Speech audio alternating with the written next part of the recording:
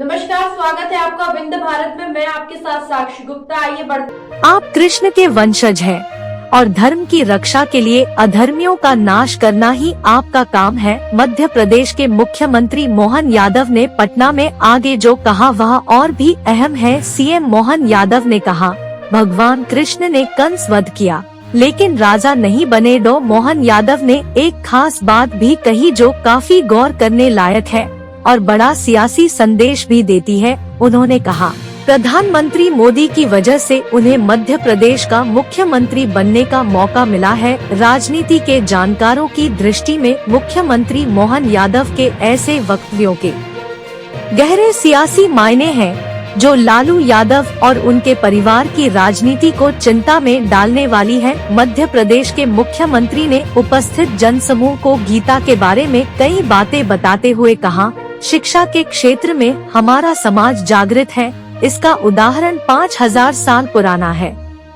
भगवान कृष्ण ने जब कंस का वध किया, भगवान श्री कृष्ण ऐसे महापुरुष हुए जिन्होंने राजा का वध किया लेकिन सिंहासन पर नहीं बैठे। यादव ने कहा, आपने अगर गीता नहीं पढ़ी तो जीवन अधूरा है। गीता हमेशा मार्गदर्शन करते रहती है। भगवान कृष्ण हमारे वंश के तो हैं ही, लेकिन उनकी पहचान अधर्मियों को नाश करने की है, जिसने भी धर्म का रास्ता छोड़ा।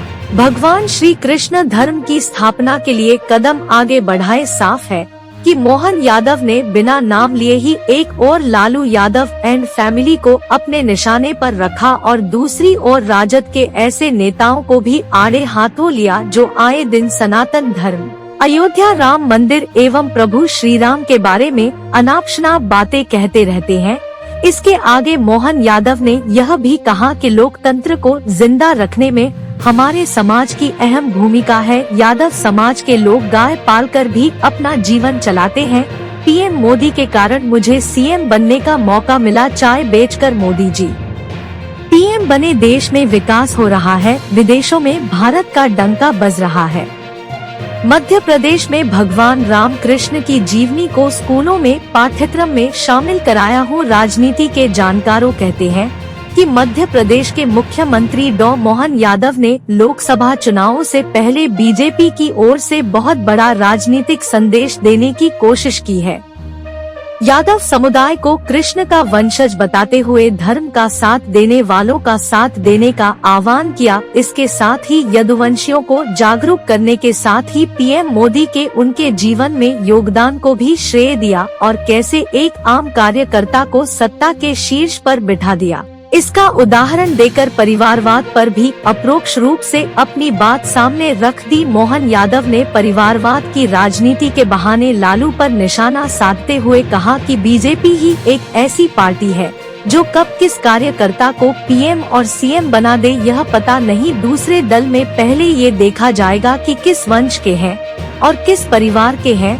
राजनीति के जानकारों के अनुसार यह सब कुछ बिहार के बड़े वोट बैंक यादव समुदाय को देखकर ही कहा गया और बड़ा संदेश देने का प्रयास किया। दरअसल बिहार जैसे राज्य में राजनीति का सबसे बड़ा आधार जातिवाद माना जाता है। हाल में हुई जातिगत गणना सर्वे रिपोर्ट के अनुसार बिहार में यादवों की आबादी 14% से अधिक है और यह संख्या किसी भी तरह की राजनीति के लिए अति महत्वपूर्ण है। लेकिन अब तक इस जाति पर पूर्ण रूप से लालू यादव एंड फैमिली का ही अधिकार माना जाता है। यादव समुदाय भी परंपरागत रूप से अपना नेता इसी परिवार में देखता रहा है, लेकिन भाजपा की निगाह लगातार इस बड़े वोट बैंक पर लगातार टिकी हुई है। बिहार में भाजपा इस एंगल से कई वर्षों के काम कर रही है कि यादव समुदाय को पार्टी से जोड़ा जाए।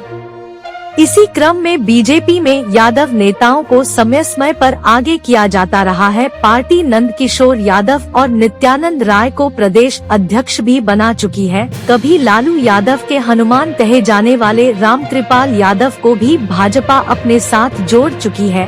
वह मोदी सरकार में केंद्रीय मंत्री भी रह चुके हैं। हुकुमदेव नारायण यादव को भी भारतीय जनता पार्टी लगातार सम्मान देती रही है। उन्हें पद्म भूषण तक का सम्मान मिल चुका है। भूपेंद्र यादव ने प्रदेश में पार्टी प्रभारी की भी भूमिका निभाई थी। इसी प्रकार पार्टी ने नवल किशोर यादव को भी MLC बनाया है। राजनीति के जानकार कहते हैं कि दरअसल बिहार में अब यादवों के एक वर्ग में प्रधानमंत्री नरेंद्र मोदी को लेकर बड़ा आकर्षण है। विशेषकर धर्म कर्म में विश्वास रखने वाले यादव परिवारों में PM मोदी को लेकर झुकाव भी देखा जा रहा है। वहीं दूसरी ओर बिहार में लालू यादव के परिवारवाद को लेकर भी सवाल उठने शुरू हो चुके हैं। एक अनुमान के मुताबिक 2019 के लोकसभा चुनाव में सीमांचल, कोसी और मिथिलांचल की कुछ सीटों पर भाजपा उम्मीदवारों को 30 से 40% यादव वोट भी प्राप्त हुए थे।